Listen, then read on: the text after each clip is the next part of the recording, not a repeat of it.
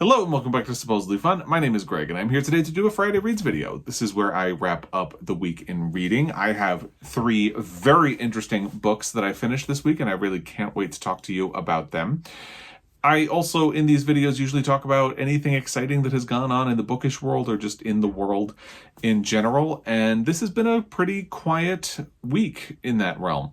Which is actually a bit of a relief because, last week was jam-packed with the announcement of the Booker Prize longlist and all of the fallout from that. It was sort of nice to have a much quieter and more settled week. One without lots of debate and all of that stuff. I love a book prize. Sometimes I think we as a community all take them a little too seriously, and that's a conversation for another day and another video. It's like how I named my channel Supposedly Fun as a sort of reminder to myself, like, this is supposed to be fun. And people get hurt feelings about things a lot. But again, that's a conversation for another video. And, I'm not immune to that either. It's just the way of the world and the way things are. But it was nice to have a quiet week that was a sort of break from that, where there are not any of these big things going on. We have been watching Heartstopper very slowly. We've actually been very restrained about it. The new season came out and we have only watched 2 episodes so far. And we're trying to draw them out a little bit so they'll last. And that has so far been nice and worked pretty well. Not a lot has gone on this week in the bookish world, so let's get to the books, because again, I'm really excited to talk about these. So let's just skip the regular part where we talk about the week, because not much has gone on.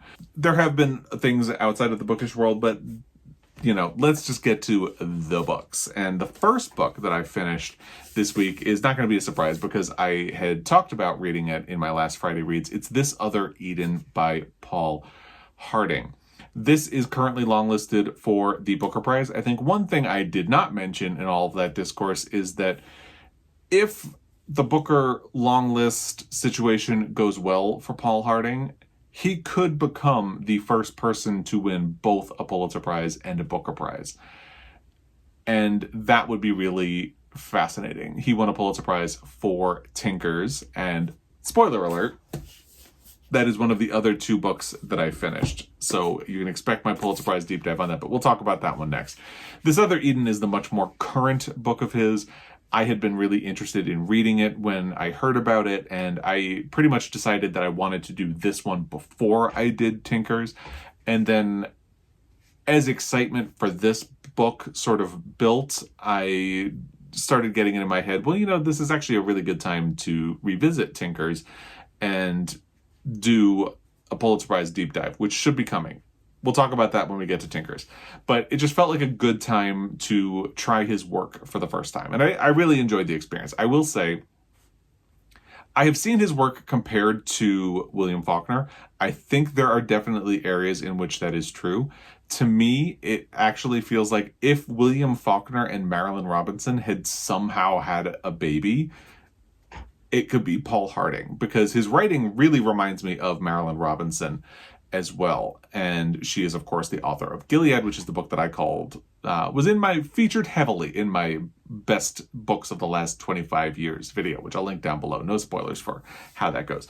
But yeah, I definitely see a lot of Marilynne Robinson, but a much more complex structure that is reminiscent of William Faulkner. Sometimes that complex structure can be a little bit irritating or disconcerting. You'll be reading a sentence and it won't quite make sense, so you have to stop and go back and read it all over again, and sometimes 2 or 3 times to get stuff out of it. And part of that is that sometimes the sentences are really long. Like, there can be a sentence that goes on for like a paragraph and it switches perspectives in it and almost seems to move through time a little bit. So you'll get to the end and you'll think, what just happened? And go back and read it again. I don't know how this would play on audio, but I did have someone say that they had a really hard time with this, and English was not their first language. So I think if that is the case for you, audio might be a better way to go. But since I haven't listened to this on audio, I can't really say for sure. What I can say is that it's a really beautiful book. very sad in a lot of ways, and I think a lot of that comes down to the tone. There is this really melancholic tone that pervades this book, which, if you are unfamiliar, is inspired by an unfortunately true story. It is set on Apple Island, which is a sort of stand-in for the real island of, it's called Malaga Island, I believe, in Maine. If you Google Malaga Island, you will see the history that is represented here. In this book, photos of the residents of Apple Island get out and people sort of mock them and turn them into postcards. And if you Google Malaga Island, you can see photos of the people who lived on the island that are reminiscent of what is described in the book. There is a character who is a painter inspired by a real life person who was not a resident of Malaga Island, but still is inspired by real life. That's just to give you an idea that this topic of this book and the events that occur in it are inspired by people who really lived, things that actually happened to people, and so on and so forth, which really just makes it a little bit more of an uncomfortable and sad read again. And since this is a book that has a sort of melancholy feel to it already, it can be heavy in terms of the subject matter. So you have these people who are living on Apple Island in the book. They have formed a sort of interracial community. The first people who arrived, one of them had been an enslaved man, and the other was a woman who was from Ireland. So over the next 100 years or so, new people come to the island who are sort of seeking this place where they have found that people are forming an interracial community and where they can sort of escape from the strictures of society. They are very poor. There is a degree of inbreeding because they are a very insular community. They don't have a whole lot to do with the other world. They do, get jobs from the people on the mainland. They can sort of go back and forth. For instance, two of the people on the island make money by doing laundry for people who live in the city that is sort of across the water from where they are. And the inciting incident is that people are growing uncomfortable with the presence of these people. There is a lot of racism.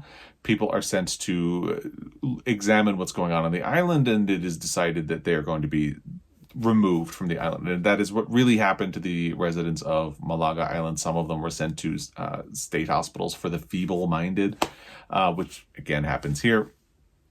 And it's a very beautiful book. It's a very sad book. And it feels like a very urgent book because a lot of the ideas in here, it never really went away, but it does feel like they're coming back. Like eugenics is a huge idea, and the history of eugenics is really interesting. It was a sort of unfortunate outgrowth of the science of Charles Darwin. He didn't really intend for it to go in that direction, as far as I understand, but people sort of seized upon it in the early 1900s. And then I even read a mystery book by Neo Marsh that was set before World War II, and eugenics was a topic in the mystery that people discussed as if it was science that was potentially worth pursuing at the time. You have Aldous Huxley writing Brave New World, all of that stuff. But World War II pretty quickly stopped conversation around eugenics. But it does feel like it's coming back, which is a very uncomfortable thing to be happening. So it's a great book. It is a difficult book. In sentence structure a little bit, not too much, but the words will flow beautifully and very gracefully, and then there will be a sentence that's a little convoluted and fussy. Still beautiful. A lot of great ideas in it.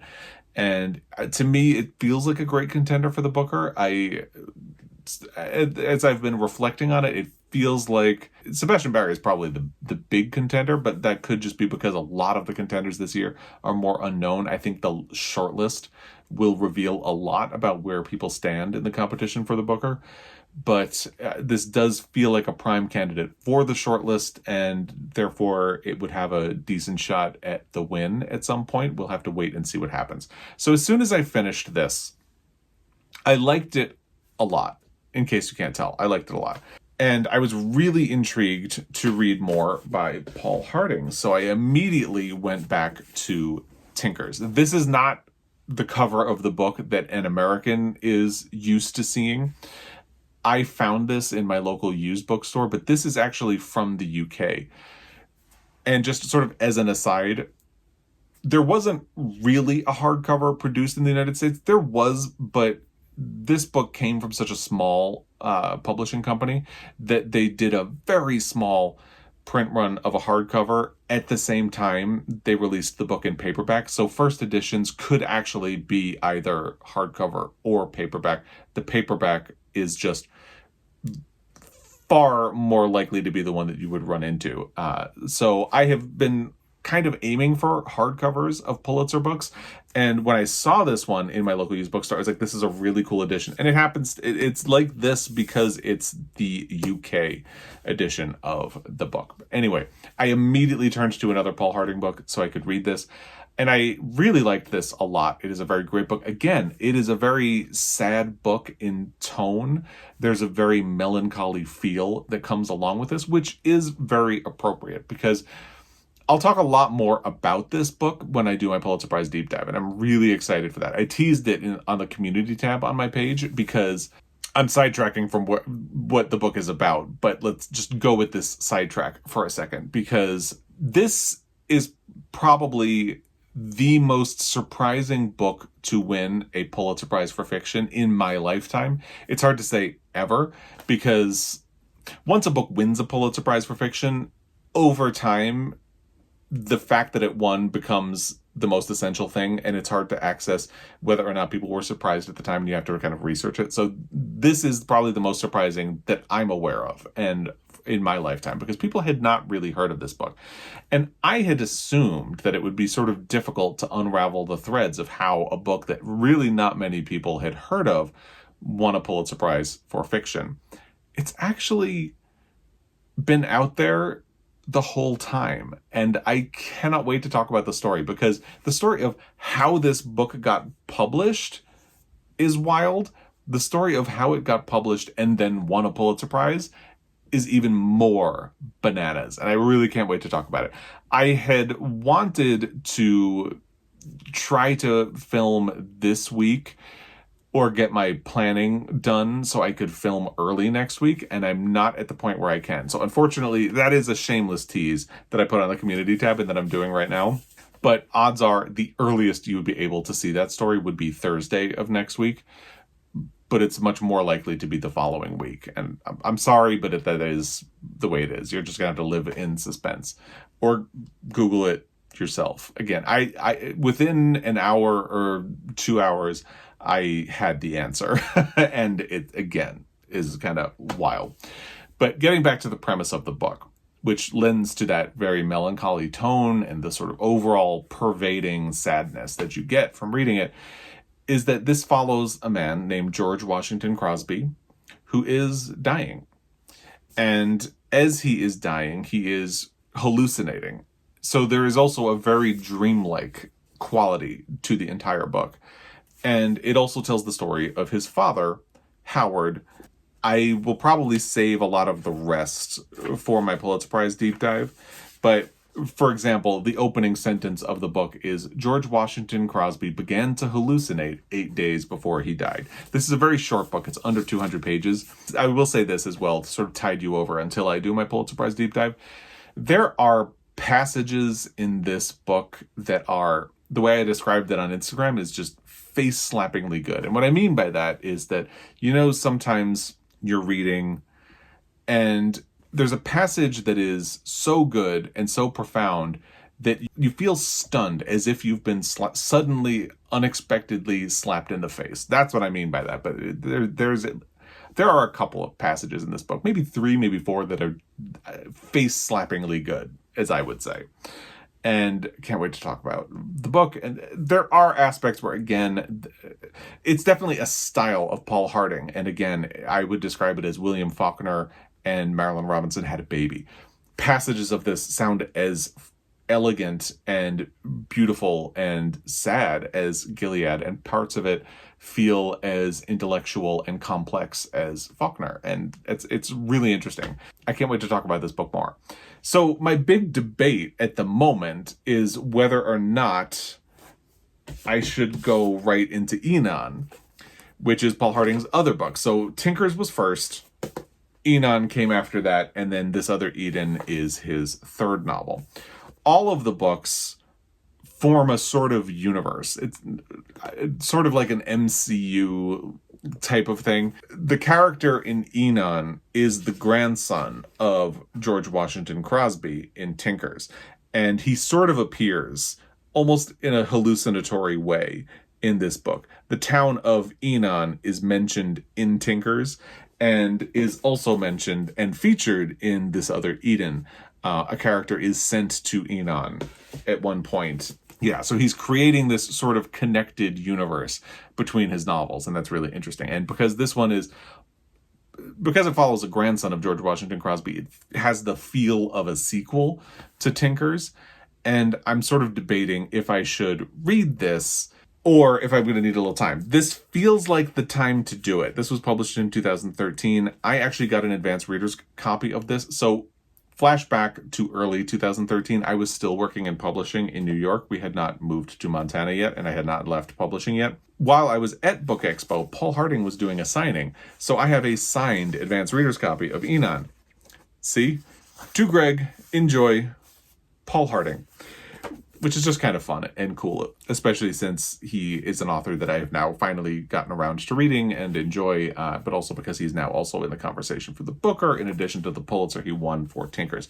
So part of me is thinking if this should be my next book. That was the big debate. By the way, I just finished Tinkers this morning as I'm filming this. So I'm filming this on Thursday. I just finished it this morning, and that's why I haven't gotten all my ducks in a row for my Pulitzer Prize deep dive on Tinkers. Because I finished it this morning, I immediately started thinking maybe I should do Enon next. And I think I might need at least a little bit of a break because the other book that I finished this week is Wandering Souls by Cecile Penn.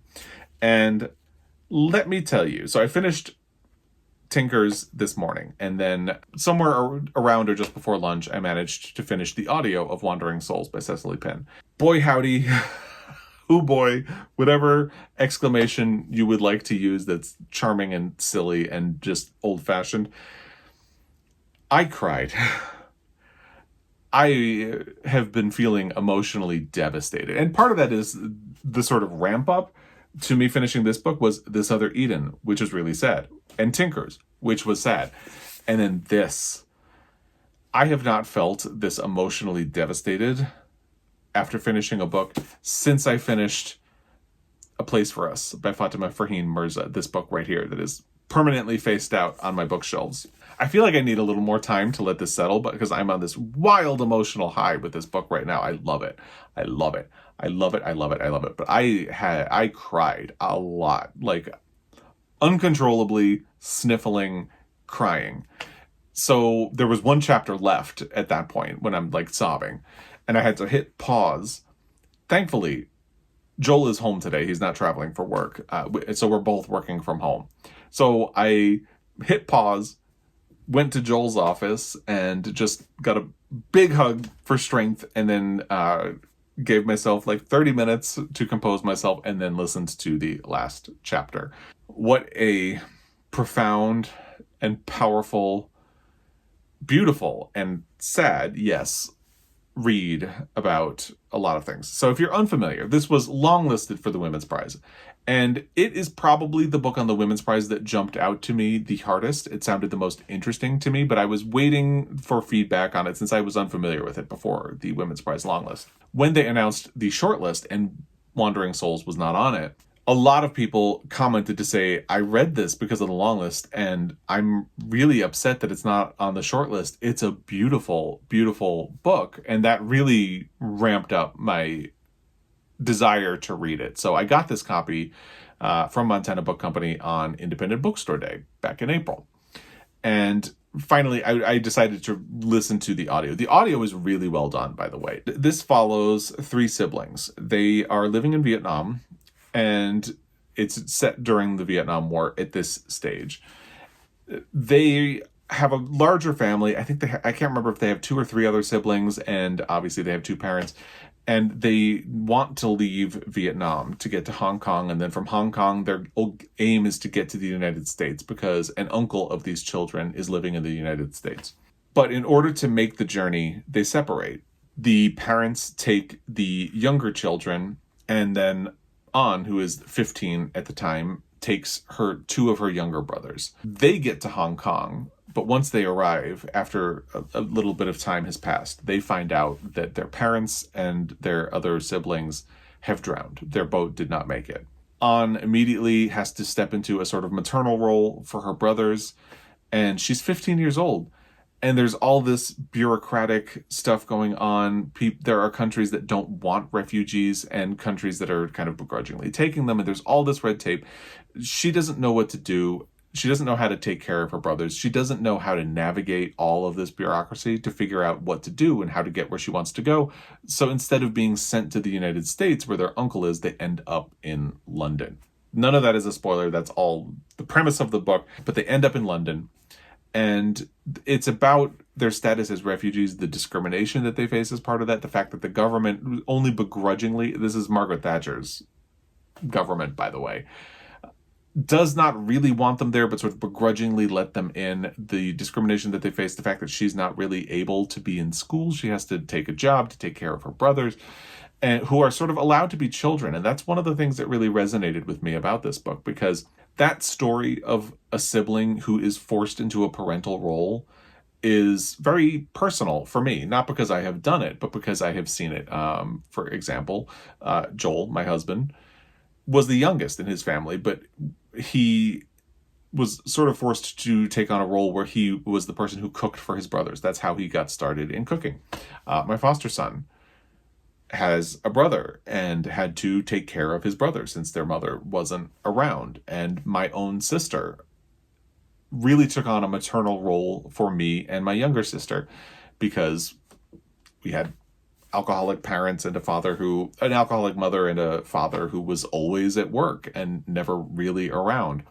So I think part of how I had such an emotional response to this is definitely that I see elements of my sister in On and the life that she had to take. I see elements of Joel, elements of my foster son, and that the way in which you are forced to grow up very quickly and assume on responsibilities that, one, you are not prepared for, and two, you are trying to assert parental authority in an environment that is not giving it to you. Because for one thing, you're not the parent.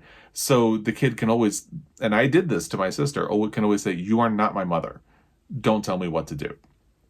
And ways in which, because you were unprepared, because you're so young, you are just incapable of filling the role. So there's that, and then the discrimination and the inclusion of the Vietnam War. And actually, I had a very interesting conversation on Instagram with Jen the librarian about something I'll talk about in a second, about how in the UK there isn't really a pop cultural footprint for the Vietnam War, which is just so foreign to me as an idea, because I grew up in the wake of the Vietnam War, and it had, I guess it makes sense that it wouldn't have much of a pop cultural footprint in the UK, but it's just, and that is actually one of Cecily Pinn's goals with this. Like she actually lived in Paris and grew up in Paris, but because there weren't Vietnam or refugee stories set in the UK, she decided to set it in London. It's just a really interesting thing. Anyway, I could gush about this book all day, and I don't want to do that, but it's powerful, beautiful, it's sad. I love it.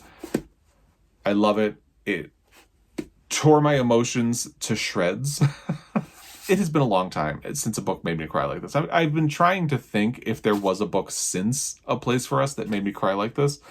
And I think the only one I can think of is The Secret Life of Albert Entwistle, but that's a very different circumstance. That was because catharsis, grief from the point where I was when I was reading it, and a sort of emotional release that the book gave me. So it's more to do with that than it is with the content of the book itself. A Place for Us and Wandering Souls just reached into my heart and will live there forever, I think. That might be bold to say since I finished this book maybe 3 hours ago, or 4 hours ago at this point. But yeah, what a powerful, beautiful, beautiful book. But the end result of this is I am emotionally weary today, because emotionally devastating because it's based on a true story. Emotionally devastating because it's very intelligent and about life and death and grief, and in a lot of interesting ways. And then this on top of those. So it's been a very emotional sad week of reading, and I am thinking I might need a little space away from that. I might need a little bit of joy. So what am I going to do next? Well, in print, I was debating between two things. I don't know if these are going to be the two things that I don't know that I'm going to choose from one of them, because I think I need a little spot of joy in my life. And I think I need a break from Paul Harding just to give myself time to do that. And I don't know if I might need to reach for something a little happier than these. So about a week or 2 weeks ago, a wild thing happened to me. Something that really has not happened, at least not on this scale. Aaliyah Bilal, the author of Temple Folk, reached out to me and said that based on conversation about other books that I have recently read, she would love to send me a copy of her book, obviously understanding that I might not like it, and if I don't like it, that's fine, and I'm free to talk about it. And so I was actually really interested in this book. I saw it right after I finished my video about my most anticipated releases for the rest of the year. For some reason, I didn't notice it then, but like a week later, I saw it, and I thought, oh, that looks really interesting. I would have loved to have included it on that list. So I do get messages from people who have written books all the time, but usually it's like self-published type things, and they're books that that don't sound like anything that I would really ever read. Like, I get a lot of people who reach out and do the thing where they'll say like, hey, I love the way you do reviews. Would you read my paranormal romance book? And immediately I'm just kind of like, you don't know who I am as a person, but this absolutely is something that I'd be interested in, and definitely seems based on actual. So thank you, Aaliyah Bilal. There's no reason to expect that she'd be watching, but so when she offered to send me a copy of the book, I was like, absolutely, I would love a copy of your book.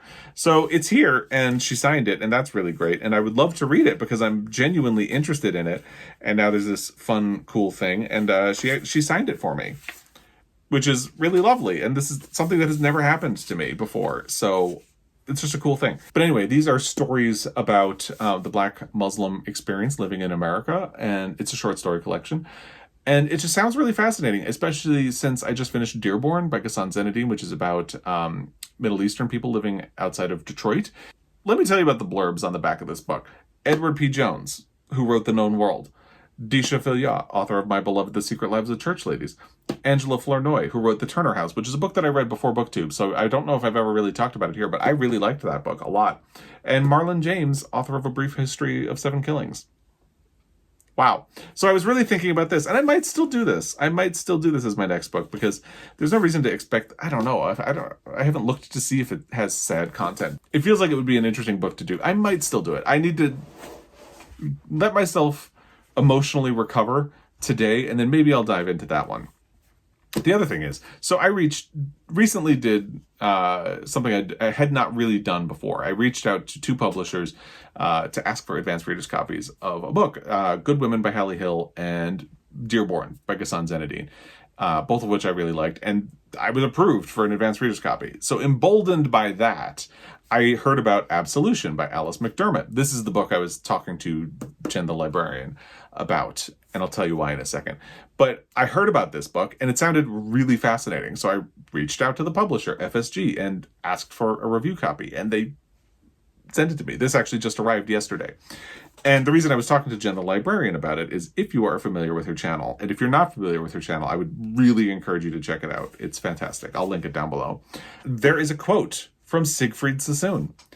The anguish of earth absolves our eyes. And it's from a poem called Absolution. Well, it wasn't until I messaged Jen the librarian to say, hey, I found a quote from the poet you're studying, that I realized that the name of this book is Absolution and the name of that poem is Absolution. Anyway, just interesting. I'll talk more about this when I do my book haul for this month, but it's about the Vietnam War. So part of me feels like it would be an interesting book to follow up Wandering Souls, but it also feels like, ooh, maybe this isn't the time. By the way, it's published November 7th. Beautiful cover. I can't stop doing this because I love the way it shimmers. So these were the two books that I was thinking. And again, I'll talk a lot more about both of them when I do my book haul for the month of August.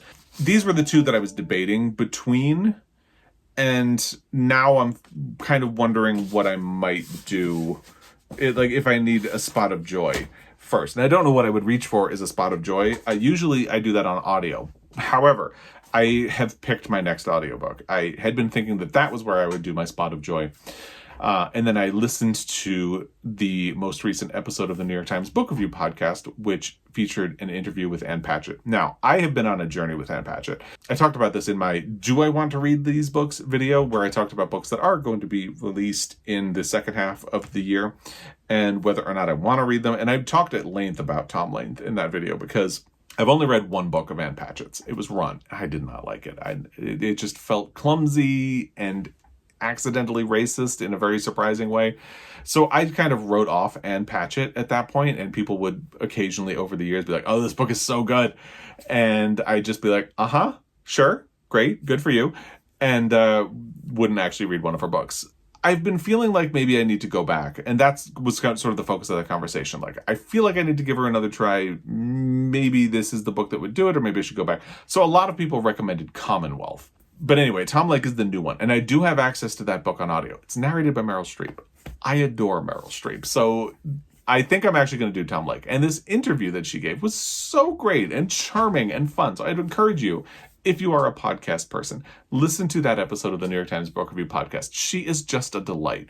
And I follow her bookstore, Parnassus, on Instagram. And she appears a lot. And again, she's just really charming and pleasant. The Instagram is what really got me to start thinking, maybe I should try another one of her books. And I think I'm going to do it. I'm going to jump into Tom Lake, which I didn't mean for that to be a pun. And then as I said, jump into Tom Lake, it was like, oh, so just happy little accident. So I think I'm going to do that on audio next. And then I'm going to give myself the day to emotionally recover. And then I'll decide if I'm going to do one of these or if there is some kind of a print book that I might turn to for emotional escape, emotional healing. I don't know what it would be, but I'm going to think about it. So that's where I'm at right now. Yeah, and I think that's this week in a nutshell. So I'd love to hear what you've been up to this week, what you've been watching, reading, if you have already finished Heartstopper Season 2, what you are, again, reading, watching. I'd lost my train of thought, but it's all okay. Let me know what you've been reading, watching, what you've been up to in the comment section down below. And as always, I will be back. The deep dive will be coming, I promise, on Tinkers. It will be coming. I'll try to get it out as quickly as possible. And in the meantime, thank you for your time and happy reading.